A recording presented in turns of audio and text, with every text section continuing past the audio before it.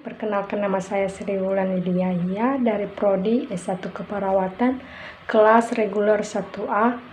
Di sini saya akan menjelaskan anatomi manusia, yaitu sistem kardiovaskular. Sistem kardiovaskular adalah organ sirkulasi darah yang terdiri dari jantung, komponen darah, dan pembuluh darah yang berfungsi untuk memberikan dan mengalirkan suplai oksigen dan nutrisi ke seluruh tubuh yang diperlukan dalam metabolisme tubuh. Sistem kardiovaskular terdiri dari jantung, pembuluh darah, organ tubuh, darah, dan paru-paru. Sistem kardiovaskular yang saya jelaskan yaitu sistem kardiovaskular jantung. Jantung adalah organ tubuh yang terdiri dari kumpulan otot yang berfungsi memompa darah ke seluruh tubuh.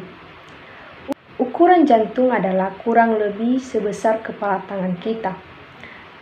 Jantung berada di dada sebelah kiri. Jantung juga memiliki bagian-bagian, yaitu yang pertama atrium kanan, yang kedua vertikal kanan, yang ketiga atrium kiri, yang keempat vertikal kiri. Jantung juga memiliki beberapa katup, yaitu yang pertama katup tricuspidalis, yang kedua katup pulmonalis, yang ketiga katup aorta, yang keempat katup bicuspidalis.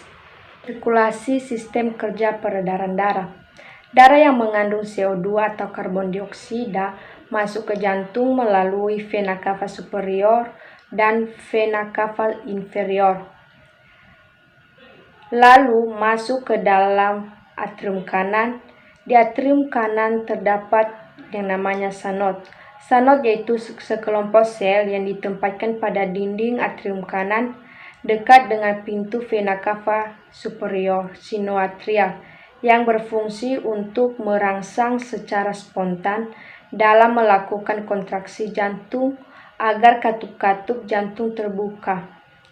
Darah yang berada di atrium kanan akan masuk ke dalam vertikal kanan melalui katup tricuspidalis. Darah yang berada di vertikal kanan akan diteruskan ke paru-paru. Darah dari vertikal kanan ke paru-paru melewati katup pulmonalis atau arteri pulmonalis. Arteri pulmonalis adalah arteri yang membawa darah yang mengandung CO2 ke dalam paru-paru. Darah yang mengandung CO2 akan terjadi oksigenasi atau pertukaran gas antara CO2 menjadi O2 di alveolus paru-paru. Setelah terjadi oksigenasi, darah keluar melalui paru-paru menuju jantung bagian atrium kiri melalui vena pulmonalis yang membawa darah mengandung O2. Darah yang sudah masuk di atrium kiri akan diteruskan ke vertikal kiri melalui katup bicuspidalis.